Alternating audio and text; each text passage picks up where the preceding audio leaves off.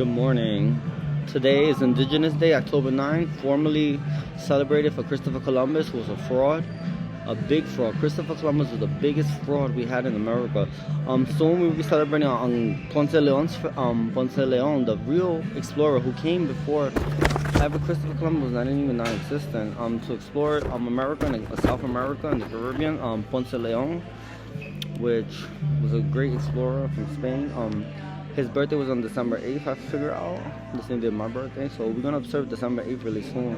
It's going to be Ponce de Leon Day, the real explorer of the world.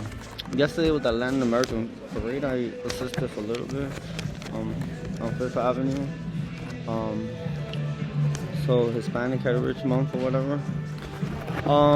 Today, happy Hispanic Heritage Month to the Hispanic community. Today, this speech is for my mother. My mother was never the ideal mother, a woman with a very horrendous temperament. Much time she does not make any sense or logic. She complains about every single thing.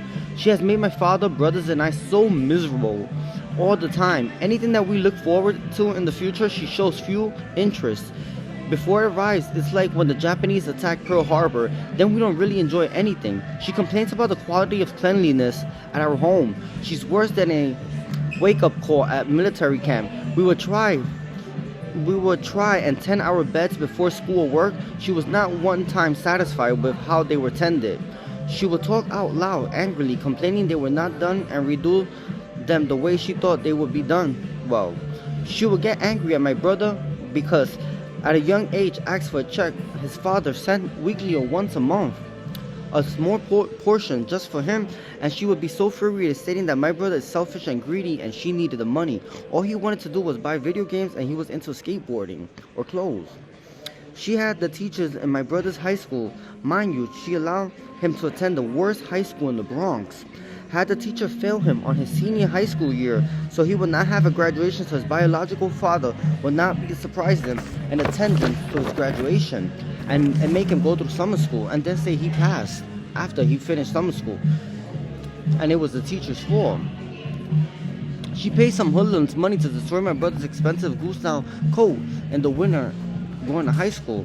All his life, she wants him to believe that he is not normal because of battle for his life as a baby with meningitis when he has no record of having meningitis. She ran away for a year to give birth to another child instead. Every time my father's family would come to visit us from anywhere, she would start cleaning the home and get aggravated, pissed the F off, like a crazy maniac, complaining, throwing crazy tantrums prior to their arrival. Once they arrive, she acts like the most happy, perfect wife and mother and family member. Like if she was never mad, they were coming over. She had my elementary school manipulated and treated me like I was the dumbest student in school in the universe. She would go through my brother and my personal property every single time we leave home. Every time she wants something, if we try to say no, she is very persistent. No matter if we can afford it or not, one of us, even my grandparents, have to purchase it for her. In the 90s, she liked to periodically purchase mattresses.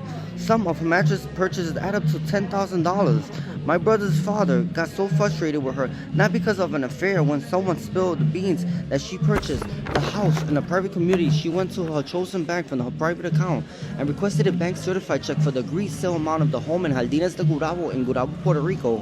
She had ruined all of my brother's relationships. On his first girlfriend brought me a cashmere Banana Republic sweater. I loved it. It was my first cashmere sweater. She went to wash it. We only wash at home. We have no dryer at home. She managed to dry it somewhere and it shrank. We air dry our laundry at home. She broke up with him eventually. She was a really good girl. Then he had another girlfriend. His family invited us to her families in the housing projects in the Bronx. My mother would not want nothing to do with the young lady because she is dark-skinned and half black. This coming from a lifelong Democrat. The people who say Republicans are racist, xenophobes, naive, ignorant, and don't want to help nobody. Next girlfriend he was dating for a while. We had dinner at home with the family visiting. We had to drop off my aunt back in Jersey.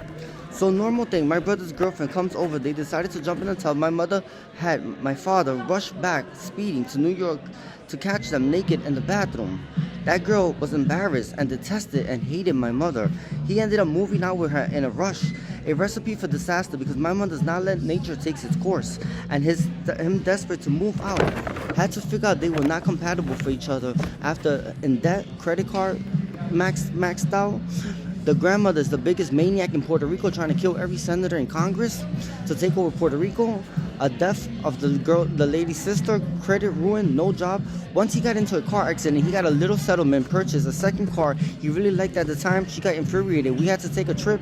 When we got back, she ordered to throw out all his stuff out where the garbage is at, with his mattress and box spring, and all his property, because he would not give her money from the lawsuit to my mother.